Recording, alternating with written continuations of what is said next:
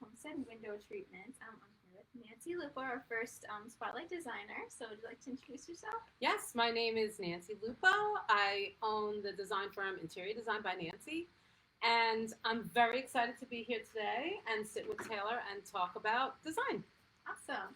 So, how long have you been a designer, and how did you know that this was your thing? Okay, so I could give you the short version or the long version. Long version. The long version, okay. I have been in business for myself about 8 years now, and that is actually when I first came to Homestead 8 years ago when I started my business as I was looking for window treatments, soft treatments, draperies, and upholstery services. So I've been with them as long as I've been with me in my business. Um, I went to school for design. I taught design on the college level. And then I had three very beautiful and handsome and lovely children, boys, three boys. And so I stayed home for about 16 years to raise them. So I was essentially not working for all of that time, which I'm so happy that I did, and it was a wonderful experience. But once I started getting older, um, I started feeling like I was ready to get back into work and design, and I was feeling stifled a little bit because I wasn't being creative. And I am so passionate about, and I don't want to exclude men at all, but especially for women who have left the workforce to raise their family. If you have a passion for something, to really do it, and even if it starts out small, like it did with me, it started out small. I started doing more commercial, and I did a salon, and then I started actually painting again and getting creative again.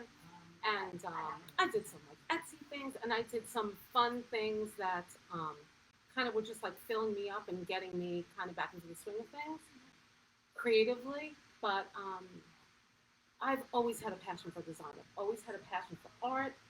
I took classes in art all through school, outside of regular schooling.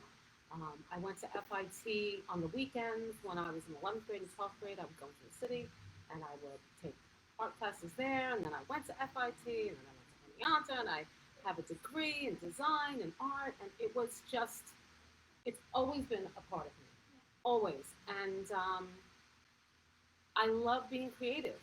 That's, owning my own business sometimes is a struggle for me because there's the business side and then there's the creative side. I just want to be creative. Yeah. But that comes hand in hand with the business, right? So you have to do the business part too. But I love what I do, and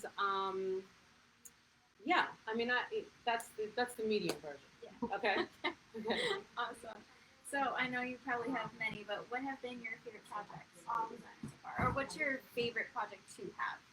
You know, every single project is different. Like a lot of times people will ask me, like, what is your style as a designer? And I think one of the greatest things is that I don't have a style as a designer. In my home, I'm a little more transitional, maybe eclectic. But I've worked with clients who are contemporary. I've worked with clients who love antiques. I've worked with clients who, you know, run the gamut of everything. And so I really try to meet my client where they're at. So, we have a phone consultation to start. And then I usually send them a questionnaire, a very simple questionnaire, but it gives me more information than you would think, because I'm asking, like, what colors do you like? What colors do you hate? Like, if you hate orange, and I'm certainly not going to go in there with, like, corals and teals and stuff like that. Do you like wallpaper? Like, simple things like that help me to tailor those projects to those clients. And then, of course, what type of lifestyle do you have? So some people have a very busy lifestyle. They have pets. They have young kids. We're doing performance fabrics. And some people really want a very tailored space. They don't have young children or pets around, and so that's a completely different style. And I think as a designer, you need to be able to really just meet the client where they're at and help them to see the potential of what that space could be. So, off of that, what's the coolest job that you've ever worked on? Okay, so we all know what the coolest job is if you've been following along. I have been blessed to do a project in conjunction with Homestead Window Treatments. And the woman who owns the home loves Dungeons and Dragons, and she also loves Harry Potter. And so we have had the pleasure of. Some days I go and I'm like, this is so cool what we're doing. We're doing an entire Dungeons and Dragons dungeon room, complete with a mural artist, Diane O'Brien. She's amazing. So we're having murals painted on the wall to depict like medieval scenes of going into like another room from the dungeon room. We're having a table handmade that has the screen in it so they can play Dungeons and Dragons. We're having a sculptor artist from the United Kingdom to sculpt and mount a dragon's head to go over the fireplace. We're putting clawed feet on the furnishings. We are putting a peek through and iron grills on the doors.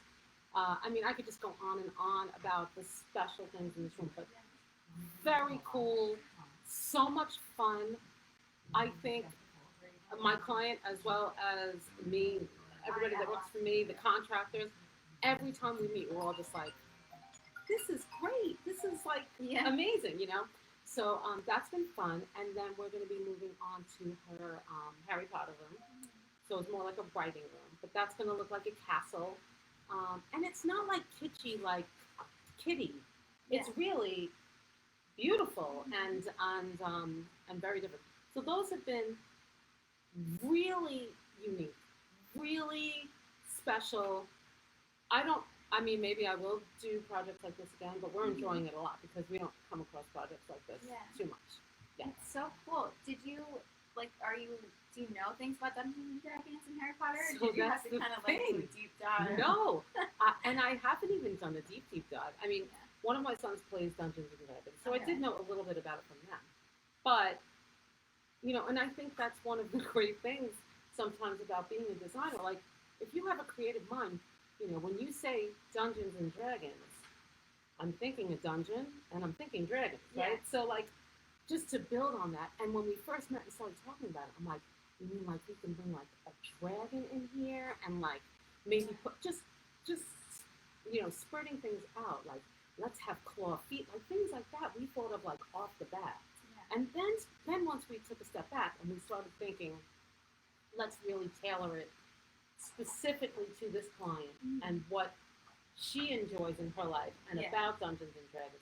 Then we were able to kind of change the coloring and make it really custom to her. And I have learned a lot about Dungeons and Dragons. And this client challenges us every time we go to see her that we will all go for a Dungeons and Dragons game once we complete the room, once the project is complete. And so I have to be honest, I'm a little nervous because I don't really know what that entails, but I think it'll be fun. I think we'll figure it out. That sounds like so much fun. It is. That's fun. so cool. It is definitely fun. So that's a little bit out there, but Yes. what are your tips for people designing their own homes? Just, you know, regular tips. Okay. So if you are designing your own home, first you should call an interior designer. If you need help, if you feel overwhelmed, if you don't know where to start, a big place to start would be with an interior designer. Someone like Homestead Window Treatments for window treatments. I don't want to be. I want to be PC here. You know, I think a lot of times clients will interview like multiple contractors. I think you kind of got to keep it, you know, select 3. If you're looking for an interior designer, call 3. Call 3 of them and talk with them and see what they're, you know, what they're all about. If you feel like you're gelling with them, if you need a contractor, call 3. But you gotta kind of have a plan, and you have to stick to it. And I would recommend, if you're going to do the project on your own, just that. Have a plan. Expect major delays. We're still seeing serious, huge delays in everything from fabrics, furnishings. I have trades now telling me, you know, I'll say, can you get in there in 2 weeks to do tile or whatever? And they're like, we don't keep a schedule anymore. We just will get there when we get there. And it's not to be rude. It's just you could be working on a project and wanting to have them come lay the tile, and that's all fine and well. And you've ordered the tile 6 weeks ago, and you're like, oh, they'll definitely be here, April 15th. 100% will be here April 15th. And April 14th rolls around, and it's still nowhere to be found. So, the trades are juggling as best they can to accommodate clients. So you have to have patience. A lot of furnishings are taking a minimum of 6 months. And when the retailers tell you it'll be in 2 weeks, that's not usually the case. In 2 weeks they'll push it out. So a lot of patience, a plan. What we like to do for design projects that involve trades, because sometimes we could do a design project that is literally just painting or wallpapering, simple, window treatments, furnishings, rug, like those things we can handle and handle the delays of furnishings. But if you have, contractors coming, what we like to do on the design front is if I have someone come to do a kitchen, bathroom, or built-in, I like to start a good 2 months before that. So if we're starting a project today for you, and you're like, I want my bathroom done, and I want my kitchen done, I'm going to say, okay, first things first, let's deal with the trades. Let's get our cabinets ordered. So do all of those things first. Cabinetry, tile, fixtures, lighting, do all of those first. Window treatments then would come right after that. So you want to have your window treatments because those are going to take 2 to 3 months, okay? And then don't start ripping out or having your bathrooms and kitchens ripped out until you know your cabinetry is in the warehouse, right? Because the cabinetry will come, they'll install the bottom cabinets, and then they're going to have the template for your countertop. So then that takes like another 10 days. Like if you're thinking, oh great, the cabinets are in next Friday, my kitchen will be done by the following Monday. No, it's still a good 2 to 3 weeks after that. So you really have to have a plan and then have another plan to deal with that plan when those timelines go out the window.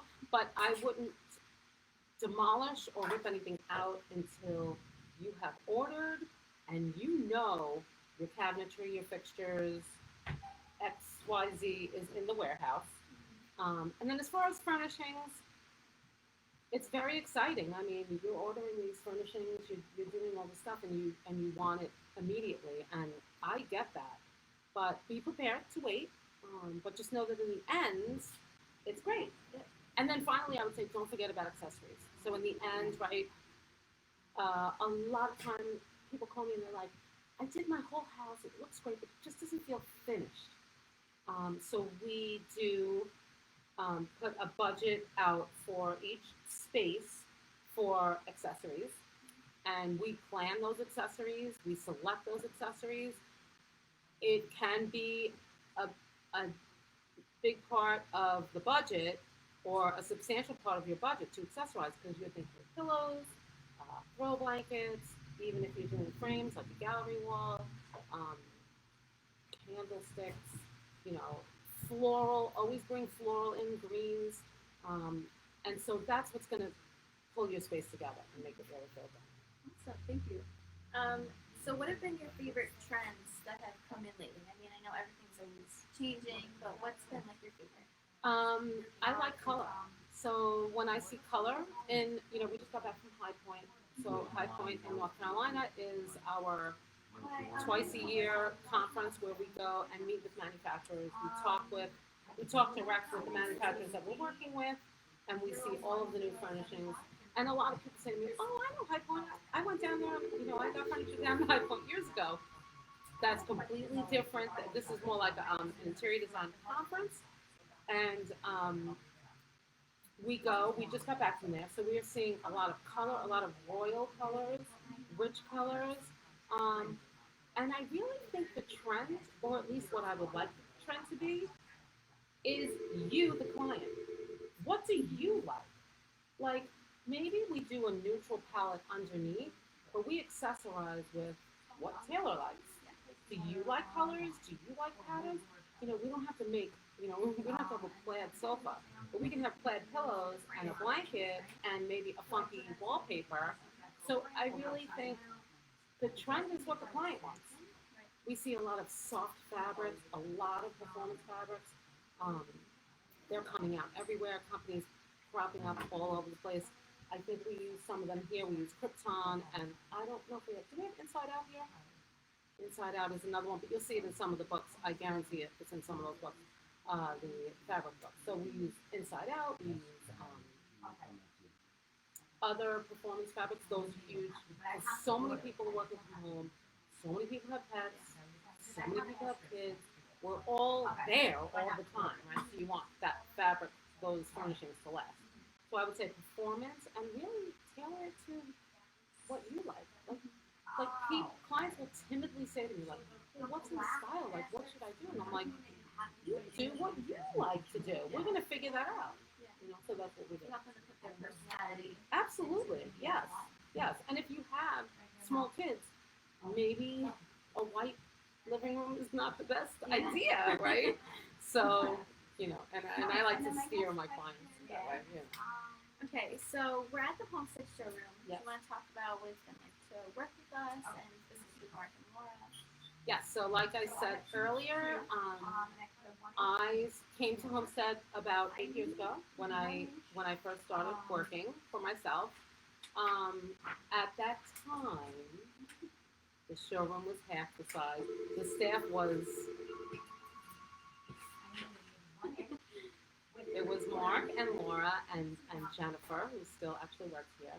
And I would literally come and sit and do some work here. And we had so much fun together, working on projects. And, you know, I brought my clients to Homestead, and then Homestead would in turn, you know, throw clients my way. And so we kind of worked hand in hand. It was great. But I have to say, they've become like family. And I think that anybody who works with them will feel the same way. It's a good place to work with, good people to work with, and fun, you know. And I think we all have a similar like minds, you know, as far as business and you know how Mark and Laura are running their business as opposed to how I'm running mine. I think it's very similar.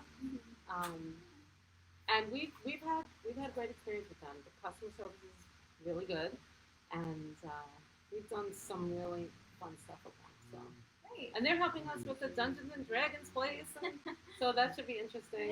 Yeah. So how can people get in contact with you to start their design? Okay. So I have a Facebook page. I have an Instagram page. I have a website, a new one that's coming out like by Friday. I have LinkedIn. I have Pinterest. Wait. Oh, I have TikTok. Right. I do my TikToks, and I fail miserably at the social media, but I try to keep up.